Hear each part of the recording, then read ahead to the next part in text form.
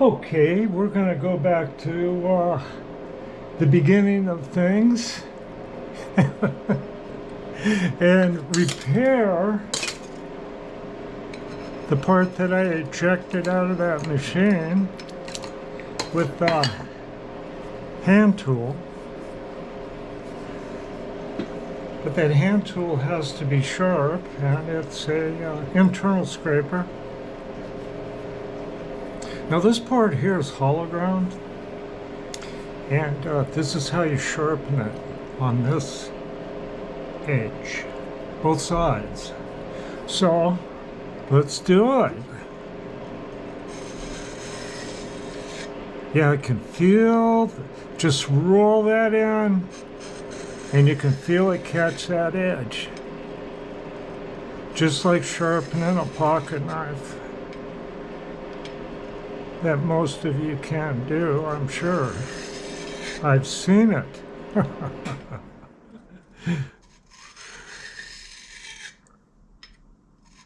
I think this is a skill worth developing. Oh yeah. Can really feel it. Let's see. Let me get behind the camera here. And maybe I can show you. Okay, so this is the cutting edge right here. This is hollow ground, so it makes an edge. And so I'm grinding by hand this edge here. And I'm rolling it until it just catches.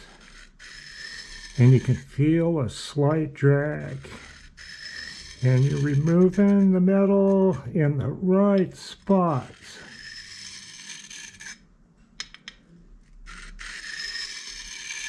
Just like that. So to do the other side, I'm going to sit back down and do it towards you. There we go. So you can see it. Squeak. Same thing. Just start going, then just roll it in and you feel it slightly drag. And then you know you're right on that edge. When it squeaks, I'm a little rolled over it there. Let me get that right there. That's a noisy little spot. Okay. Oh yeah, see, it's smoothing out.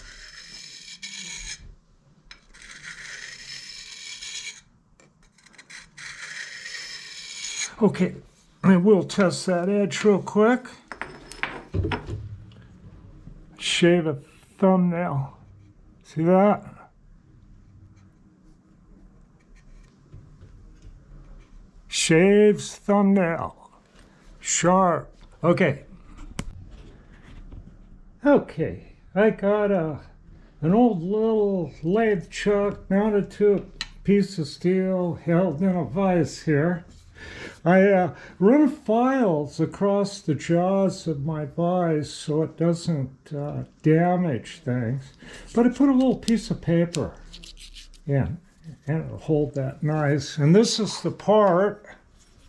Let me get that loose. I get rid of that.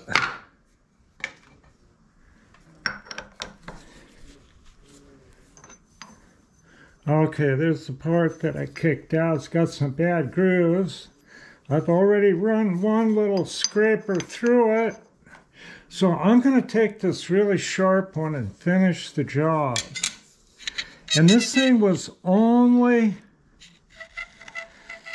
just a couple of tenths undersize. So I'm going to scrape it to fit my mating part. Now the scraper works both ways, and you can feel when it catches a nick.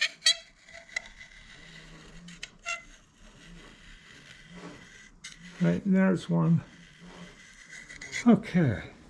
See, it's got chips on it. It's cut and it's really sharp. Okay, I'm going to rotate that about 90. And we're just going to keep working this and get all those little nicks. There's one.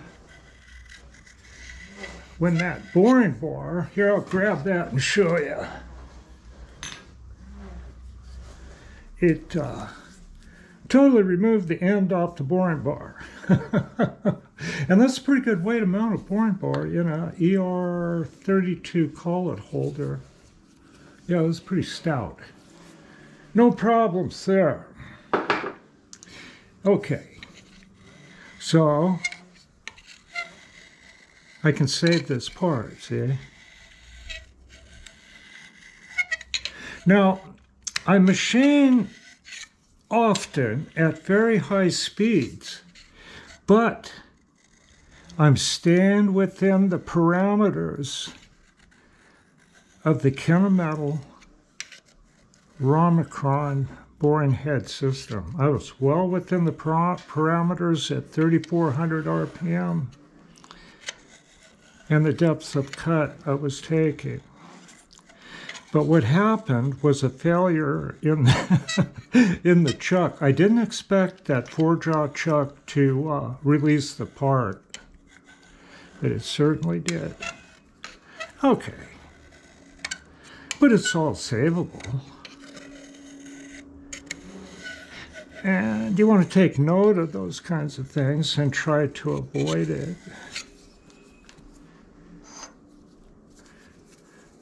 Rotated that another 90. Oh, that's feeling real good now. Yeah. So you can kind of cut with a tool like this and then burnish at the same time. Totally amazing. And I should have took this tool to this part instead of trying to do what I was doing. This would have saved some excitement anyway.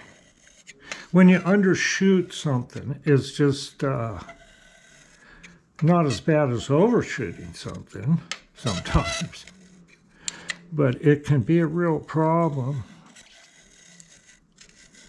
Yeah, that's really good. Really, really good. One more. Prox 90 rotation. It just leaves a weird finish.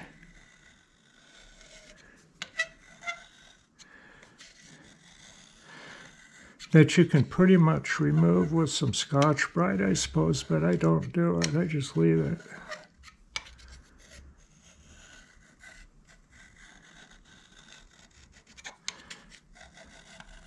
This is precision handwork. Okay, I've demonstrated that enough. Okay, what's going on? What do you want? You want stuff, don't you? Are you hungry? Okay, let me finish this up. Okay, we'll finish this up here. I got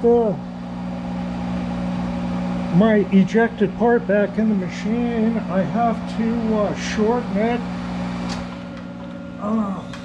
100 thousandths. I'm going to squirt some more oil on here like Bill does.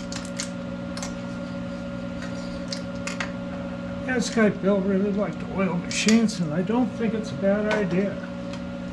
Put a lot of oil on there. Oh, it feels so good. So slick. Oh, so nice. Okay. In forward. Only kicking up about 2,500. That'll hang on to it. Just fine. Okay.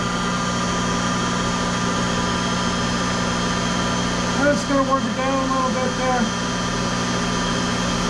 Set the travadial. Let me see my travadial. Set it on 0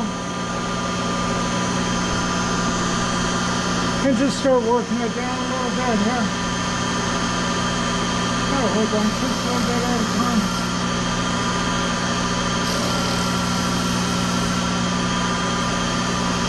See, those chips are just barely turning blue at that speed. Yeah, it's getting very close.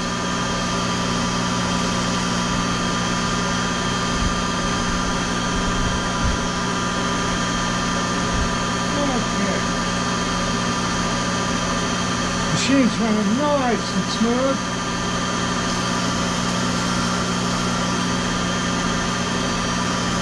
About 30,000 square to go here. I want to go easy does it at this point. Okay. Get back in there. We got about 20,000. Right there.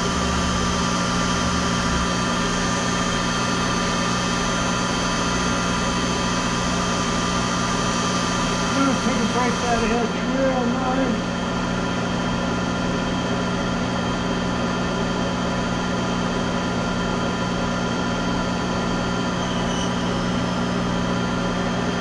Looks good. Take care of that inside.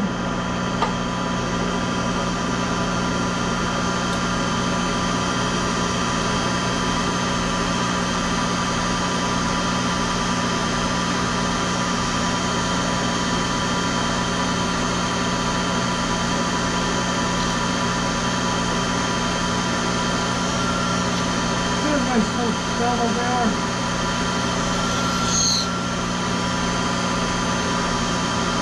And I want a small lead at just a tight fit.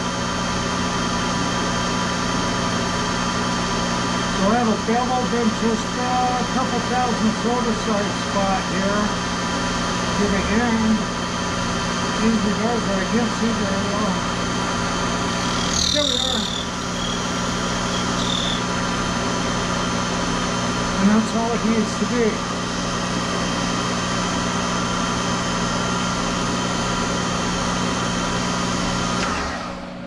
Stops in 2 seconds. Okay, I'm going to put this in the milling machine after I feed Chloe something.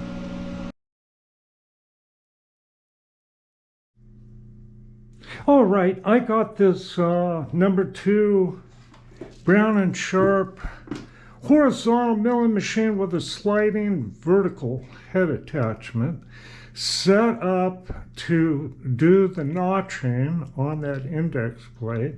So I replaced the horizontal arbor with the spline drive arbor that drives the head. A lot like that.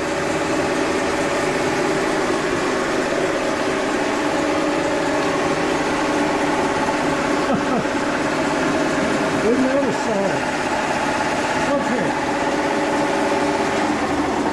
We'll get set up here and I'll show you how I'm going to do this. And of course, when you're doing something like this, the clearances are pretty tight. I'm trying to get this to move about a little better. Here we go. Yeah, something like that. I think you can see pretty good. Tighten this. Yeah, hope you're all doing good this evening. Okay. So I got the flyaway part. See how much time I got plenty of time left here on this chip. Showing some red stuff here.